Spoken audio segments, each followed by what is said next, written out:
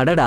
Beaches மற்றும் வால்கிரி பச்சை இடத்தின் வெளிப்புறத்தில் இருந்தப்போ திடீரென ஒரு சத்தம் கேட்க வால்கிரி தடுக்க முயற்சித்தாலும் புரியாசா அந்த சத்தத்தை விசாரிக்க செல்கிறார். ஆனால் அதிர்ஷ்டவசமாக அவர் பைக் ஹார்ட் என்ற கும்பலால் பிடிபடுகிறார். இந்த கும்பலை வார்லார்ட் டெமெண்டஸ் தலைமையில் நடத்தப்படுகிறது. உடனே வால்கிரி ஊருக்கு போய் பெரியவங்களை அறிவிக்க ஃபூரியாசாவின் அம்மா மேரி மற்றும் வேம ஜெனரல் ஆக்ஷனில் இறங்குகின்றனர். மேரி குதிரையில் பறக்க செல்ல ஜெனரல் தன் ரைஃபிளை கொடுத்து அவரை விரைவில் செல்ல உதவுகிறார். ஒரு சில கிலோமீட்டர் பின் மேரி 2 பிகர்ஸ்களை சுட்டு தள்ளி அவர்களின் பைக்ஸ் மற்றும் சப்ளிசி பிடிக்கிறார். அதே சமயத்தில் ஃபூரியாசாவும் தன் கிட்னாப்பர் மட்டோர்சிஸிலிருந்து கேசலின் குழாயை சேதப்படுத்தி அவர்களின் வேகத்தை மெதுவாக்குகிறார்.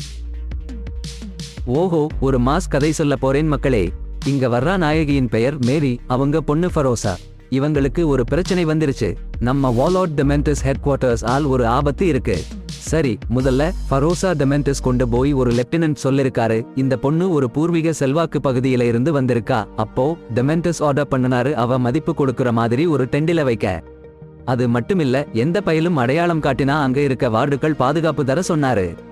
அப்போ இங்க வருது மேரி, ஒரு சூப்பர் ஸ்டைல் மாறாக நடுவுல நுழைஞ்சி டெமெண்டஸ் மனுஷங்கள ஒரு சிலை வெட்டி இறுதியா பெரோசா இருக்கிற டென்ட் வரைக்கும் போய் சேர்ந்திருக்கா. அங்க ஒரு தாய் அவங்க பொண்ணோட சுத்தம் செய்யற காட்சி. ஆனா தாய் கையை தூக்கி பேச்சை விடுத்து கருணை காட்டுங்க என்று கேட்டாங்க. மேரி அவங்களை விட்டிருந்தா அது ஒரு தப்பான முடிவா இருந்துச்சு. உடனே அந்த தாய் டெமெண்டஸ் சைகை காட்டி அவர் தொடர்ந்து மேரி மற்றும் அவர் பொண்ணை தேடி அலைய ஆரம்பிச்சிட்டாரு. அப்பா, இந்த கதையில் ஒரு பெரும் புயல் போன்று சாண்ட்ஸ்டார்ம் சுற்றி வந்துச்சு டெமெண்டஸ் ஹெட் குவார்ட்டர்ஸ் சுற்றுலா. என்ன நடந்துச்சுன்னு தெரியலையே, ஆனா என்ன ஒரு த்ரில். மேரி புயலில் மறைந்து தப்பிக்க பார்க்கிறா. ஆனால் அவங்கள நிச்சயம் பிடிச்சிருவாங்கன்னு புரிஞ்சுக்கிட்டு நிறுத்தி ஃபியூரியோசா கிட்ட ஒரு சொல்வாங்க, நீ திரும்பி நம்ம கிரீன் பிளேஸ் போ, எங்க வீட்டை காப்பாத்து. அவங்க ஒரு பீச் ட்ரீ சீட் கொடுத்து அதை நட சொல்லி ஃபியூரியோசா ஓட சொல்லி அனுப்பிடுறா.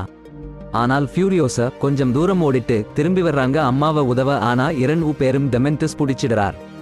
இப்போ மேரி ஒரு சிலுவையில கட்டி வச்சு அவங்களை வருத்தப்படுத்துறார் டெமெண்டஸ். கிரீன் பிளேஸ் பத்திய விஷயங்களை கேட்க அவ சொல்ல மறுக்கும் போது ஒரு ஆளை அனுப்பி முடிச்சிட சொல்லிட்டார். பின்னாடி ஃபியூரியாசா அவளது குடும்பத்தினரை எப்படி கஷ்டப்படுத்துறாங்கன்னு காட்டுறார் டெமெண்டஸ். ஒரு தடவை அவ ஒரு டெடி பேக் கொடுக்கிறார். அவங்க பட்டினிக்கார போலீஸ்காரரை தண்டிக்கும் போது அதை பிடிக்க சொல்லி. வணக்கம் மக்களே, இங்கே டெமெண்டஸ் பேசுகிறேன். உங்களுக்கு ஒரு மிகச்சின்ன விஷயம் சொல்ல போகிறேன், கேளுங்க. உங்களை யாரும் வருத்தப்படுத்த விட மாட்டோம். ஏன்னா நாங்க இங்க சிட்டடல் வந்திருக்கிறோம் உங்களுக்காக. உங்க தலைவர்கள் உங்களை பட்டினிக்கு தள்ளி வெளியே இருக்க விடமாட்டாங்கள். அவங்கள ஓரம் கட்டுங்க. அவங்கள தூக்கி எறிஞ்சா மீண்டும் ஒரு புதிய வாழ்க்கை உங்களுக்கு கிடைக்கும். இனி நீங்க ஆட்கள் அல்ல, ஆட்சியாளர்கள். இந்த விடுதலை உங்களுக்கு உரிமையானது. நம்புங்கப்பா, இந்த சிட்டடல் கொடூரமான தலைவர் இமார்டன் ஜோ அவர் எதிரிகளை எல்லாம் விடுதலை பண்ணிட்டு சொத்தை பகிர்ந்துக்குவோம்னு சொல்லும் டெமெண்டஸ் ஓட பேச்சை கேட்டு குதிக்கிறாரு. அப்போ அவர் டெமெண்டஸ் ஒரு சேலஞ்ச் விடுகிறார். ஒரு வோ பாய் ஏ தேர்வு செய்ய சொல்லி அந்த வோ பாய் ஏ தண்டர் ஸ்டிக்னு குண்டக்குழலுடன் ஒரு பாறையிலிருந்து குதிக்க சொல்லுறார். அந்த வோ பாய் யாரும் சந்தேகம் இல்லாமல் குதிச்சு கீழே விழுந்து வெடிக்கிறார். அதில் டெமெண்டஸ் படையெல்லாம் அதிர்ச்சியடைகிறாங்க. அந்த வித்தியாசமான தியாகத்தை பார்த்து டெமெண்டஸ் திகைப்படைகிறார். அப்புறம் மிச்சமிருக்கும் வோ பாய்ஸ் டெமெண்டஸ் கான்வாய் மேல பாய்ந்து அட்டாக் செய்ய ஆரம்பிக்கிறாங்க. இந்த நிலையில் டெமெண்டஸ் தன் படையை மீட்கும் புது திட்டம் போடுகிறார். அவர் 3 கோட்டைகளில் ஒன்றை கைப்பற்ற திட்டமிடுகிறார். வேஸ்ட்லேண்ட் கேஸ் டவுனில் நடந்த கிளர்ச்சி போட்டு போன ஒரு சில நாள்கள் கழித்து இங்கு ஒரு பெரிய கலேபரம் ஆரம்பிச்சிட்டாங்கப்பா. இம்மோர்டன் ஜோவின் கான்வாயை அட்டாக் பண்ணிட்டாங்க அவங்க. அங்க இருந்து ஒரு ட்ரக் கைப்பற்றி அதை சிட்டடலுக்கு வழிநடத்த நினைச்சிட்டாங்க. வார்பாய்ஸ்கள் சிலரை உடுத்தி மாற்றி ட்ரக் அட்டாக்கில் இருக்கான்னு நடிச்சு கேஸ் டவுன் லீடர்களை ஏமாற்றிட்டாங்க பாஸ். கேட்ச் ஓபன் பண்ணிட்டு திறந்து வச்சு மீதமுள்ள போர்ச்சுகளை எல்லாம் உள்ளே கொண்டு வந்து கேஸ் டவுனை முற்றுகையிட்டு அதை கைப்பற்றிட்டாங்க. அப்புறம் டிமெண்டஸ் முழு டவுனையும் வெடிபொருளால நிரப்பிவிட்டாரு. அதை எடுத்து சிட்டடலுக்கு திரும்பி ஒட்டன் ஜோ கூட ஒரு டீல் ஸ்ட்ரைக் பண்ண ஆரம்பிச்சார். கேஸ் டவுனில் வைத்திருந்த வெடிகுண்டுகளை ஒரு காம்பினேஷன் லாக் மூலம் மட்டுமே அவரால் திடட்டி முடியும்னு சொல்லி எதிரிகளிடம் கேஸ் டவுனின் லீடர் பொறுப்பை அவரிடம் ஒப்படைக்கும்படி நிபந்தனை விதிச்சார். இல்லைன்னா அந்த வெடிகுண்டுகளை வெடிக்க விட்டுடுவாருன்னு மிரட்டினாரு. கேஸ் டவுன் முற்றிலுமாக அழித்து விடுகிற போது இரு பக்கங்களுக்கிடையே உள்ள நெருக்கடி பேச்சுகள் இமார்டன் ஜோவின் கவனத்தை ஃபியூரியோசா நோக்கி ஈர்க்கிறது. அவர் அவளை பற்றி கேட்க டெமெண்டஸ் தன் சொந்த குழந்தை என்று கூறுகிறார். லிட்டில் டி என்று சொல்லி அவளை சுட்டிக்காட்டுகிறார். மேலும் அவள் முகம் பேச முடியாதவள் என்றும் கூறுகிறார். ஆனால் அப்பொழுது ஃபியூரியோசா முதல் முறையாக பேச டெமெண்டஸ் தன் தந்தை அல்ல மற்றும் அவன்தான் அவள் அம்மாவை கொன்றதாக கூறுகிறாள். இதை கேட்டதும் இமார்டன் ஜோ ஒப்பந்தத்தை ஏற்கிறார். ஆனால் அது ஃபியூரியோசா விடுதலை செய்ய டெமெண்டஸ் நிபந்தனை விதிக்கிறார். அவளை விடுதலை செய்த பின் அவளிடம் கொடுத்த டெடி பியர் மீண்டும் எடுத்துக்கொள்கிறார் டெமெண்டஸ். இந்த மாற்றம் பிறகு ஃபியூரியோசா இம்மோர்டன் ஜோவின் ஹாரம் ஒரு ஆரோக்கியமான பெண்ணாக வளர்க்க எண்ணத்தோடு கொண்டு செல்கிறார். அவள் இளமை அடையும் போது அவள் அவரது மனைவியாக மாற வேண்டியதாக கட்டாயப்படுத்தப்படுவாள். அந்த இரவு தன் உடைமையில் ஃபியூரியோசா தனியாக தங்கியிருந்தாள். அப்படியே நம்ம ஃபியூரியோசா தன்னோட நீண்ட கூந்தலை ரகசியமா வெட்டிட்டு ஒரு மேக்ஷிஃப்ட் க்ளூ வச்சு திரும்ப ஒட்டிக்கிட்டா. அந்த நேரம்தான் இம்மோர்டன் ஜோவோட இளைய மகன் ராஸ் எரெக்டஸ் வந்து அவளை தன்னோட ரோம்க்கு கூட்டிட்டு போகும்போது அவன் அவளோட கூந்தலை பிடிக்க விரும்பும்போது ஃபியூரியோசா தப்பிச்சு ஒரு பிரிட்ஜுக்கு கீழே மறைஞ்சிட்டா. ராஸ் அவளை தேட ஆரம்பிச்சான். ஆனால் அவனுக்கு பிளேம் வராம மாதிரி நாடகமாடினான்.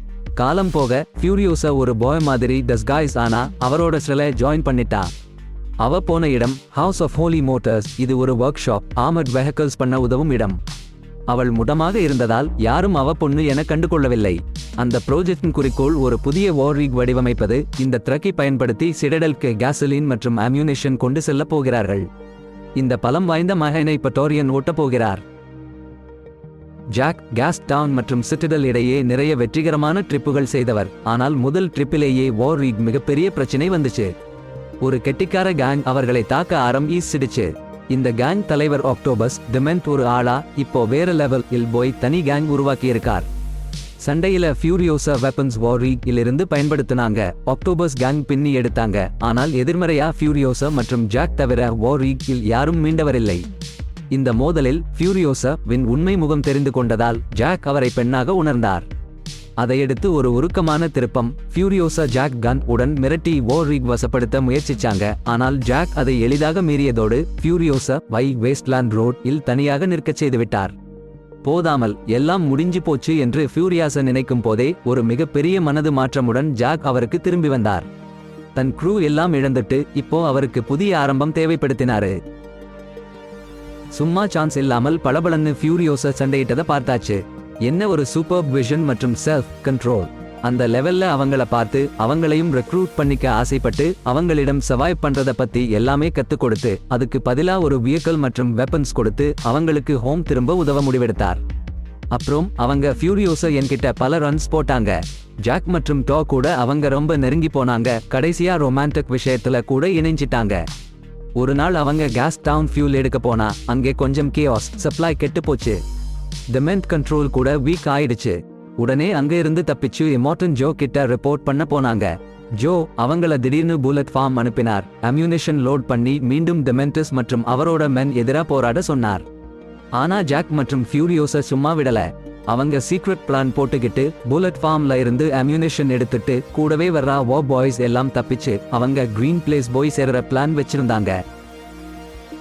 ஆஹா, நீங்கள் நம்ப முடியாத ஒரு கதையை கேட்க போகிறீர்கள். இது நடக்கிறது புல்லட் ஃபார்மில். நம்ம ஹீரோ ஸ்டெர்லிங் ஜாக் மற்றும் துணிச்சலான ஃபியூரியோசா ஒரு மிகப்பெரிய வார்ரிக்குடன் அங்கே சென்றார்கள். ஆனால் என்ன, அங்கு போய் பார்த்தால் டெமெண்டஸ் மற்றும் அவருடைய ஆட்கள் தீவிரமாக அந்த ஊரையே கொள்ளையடித்து விட்டிருந்தனர். ஸ்டெர்லிங் ஜாக் எந்த ஹெசிடேஷன் இல்லாமல் வார்ரிக் போட்டு கேட்டையே தகர்த்து உள்ளே புகுந்தார். அப்போது ஃபியூரியோசா ஒரு ஸ்னைப்பர் ஆக மாறி தூரத்திலிருந்து டெமெண்டஸ் ஐ சுட திட்டமிட்டாள். அவர் தப்பித்து விட்டார். அது கலேபரத்தில் முடிந்தது. அதுவரைக்கும் வார்ரிக் நஷ்டமானது மற்றும் ஜாக் மற்றும் ஃபியூரியோசா எஸ்கேப் ஆக முயற்சித்தனர். ஆனால் அது அவ்வளவு சுலபமாக நடக்கவில்லை. டெமெண்டஸ் மீண்டும் துரத்தி பிடித்தார். ஃபியூரியோசா மீண்டும் ஒரு வெடிகுண்டை எடுத்து ஜாக் இடமிருந்து அவரை சுட முயற்சித்தாள். ஆனால் அவருடைய கார் மற்றும் திறக்கிடையே அவரின் கை சிக்கிக் கொண்டது. டெமெண்டஸ் அவர்களின் காரை மோதி தகர்த்து இருவரையும் பிடித்து கட்டி வைத்தார். ஃபியூரியோசா தாயாரைப் போல சங்கிலியில் கட்டி வைக்கப்பட்டாள். ஆனால் டெமெண்டஸ் அவளை சிறுமியாக கைதியாக வைத்துள்ளதை உணரவில்லை. பின் அவர் என்னை கேட்க ஆரம்பித்தார். என்ன ஒரு கதைப்பா, இங்கே நம்ம ஹீரோ பட்டோரியன் ஜாக் மோட்டர் சைக்கிள கட்டி போட்டு இழுத்து செல்வாங்க. அதுல புரியுதான்னா அவரோட லைஃப் முடிஞ்சு போச்சு. அப்படி என்ன கொடுமையா? இதனால நம்ம ஃபியூரியோசா தன்னோட இன்ஜர்ட் லெஃப்ட் ஆர்மி தானே அறுத்து கொள்றாங்க. அதுக்கப்புறம் பைக்ல எஸ்கேப் அடிச்சு சிட்டடல் வந்து சேருறாங்க. நாம நினைச்சில்லாம எலம்பென்று உயிர் வாழ முடியுமா என்ன? ஆனா ஃபியூரியோசா அந்த பெயின் அண்ட் ஏஞ்சர் மேகட்ஸ் வைச்சி அந்த இன்ஃபெக்டியோனி நிறுத்தாங்க. செம இன்ஸ்பிரேட்டிவா. பின்ன அவளுக்கு புது மெக்கானிக்கல் ஆர்ம் ரெடி பண்ணிக்கிட்டாங்க. அந்த காலத்துல இம்மோர்டன் ஜோ புது 40 டே வேஸ்ட்லாண்ட் வார் ஸ்டார்ட் பண்ணிட்டாரு. டெமெண்டஸ் என்கோடட் பைக்கர் ஹாட் வைப் அவுட் செய்யலாம்னு. என்ன ஒரு சினாரியோ, என்ன ஒரு உணர்வு. அந்த ஃபியூரி மற்றும் கிரியஃப்லே ஃபியூரியோசா இருந்துட்டாங்க. இப்போது அவை வெல்லணும்னு பொங்கி வந்திருக்காங்க. எல்லாம் இழந்த பிறகு ஃபுரியோசா தனி ஆளாக டிமெண்டஸை வேட்டையாட ஒரு வாகனம் தேடி அலைகிறார். வேஸ்ட்லேண்டின் ஸ்கிராபிலிருந்து இம்மோர்டன் ஜோவின் ஆட்களுடன் சேர்ந்து ஒரு புதுமையான வாகனம் ஒன்றை அமைத்து அவர் பயணம் கிளப்புகிறார். அவர் புறப்பட்ட போது ஒரு மனிதன் அவருக்கு டார்கெஸ்ட் ஆஃப் ஏஞ்சல்ஸ் என்று ஒரு புது பெயரை சூட்டுகிறான். அதே சமயம் டிமெண்டஸ் யுத்தத்தில் பெரிய இழப்பை சந்தித்துள்ளார். அவரும் அவரது பைக்கர் ஹோர்டு சிறிய குழுவுடன் வேஸ்ட்லேண்டுக்குள் ஓட முயற்சிக்கிறார். எனினும் ஃபுரியோசா அவர்களை பிடித்து மற்ற அனைவரையும் கொன்று டிமெண்டஸை அடுத்து வேட்டையாட தொடர்கிறார். பாலைவனத்தில் ஆழமாக சென்று டிமெண்டஸின் தண்ணீர், தோட்டாக்கள், ஏகப்பட்ட சக்கரங்களை கூட அவர் தூங்கும் போது எடுத்து விடுகிறார்.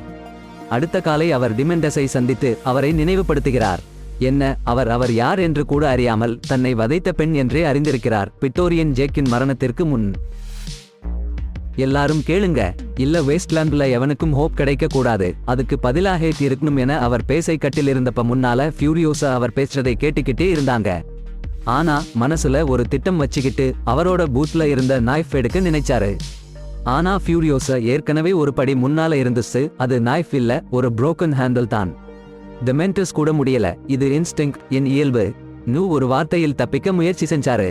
ஆனால் ஃபியூரியோசா அவருக்கு டார்ச்சர் செய்ததுக்கான அலறல் கேட்கணும்னு நினைச்சாங்க. அப்போதைக்கு டெமெண்டஸ் தெரியவே இல்லை அவருடைய முந்தைய காலம் கிட்னாப் செய்த அந்த பொண்ணு ஃபியூரியோசா தான் என்று. பல தடவைகள் ஃபியூரியோசா அடித்து அவர் பெயின்ல இருந்து பாஸ் அவுட் ஆனார். மீண்டும் கான்ஷியஸ்னஸ் வந்தப்போ ஃபியூரியோசா அவரோட டெடி பேர் பார்த்துக்கிட்டு இருந்தாங்க. அப்பதான் டெமெண்டஸ் அவரை ரெக்கக்னைஸ் பண்ணி லிட்டில் டி நூ கூப்பிட்டார். அவரு எப்படி ரூத்லெஸ், வெஞ்ச்ஃபுல் ஆகி இருக்காங்கன்னு சொல்லி பெருமையுடன் நிரம்பியிருந்தார்.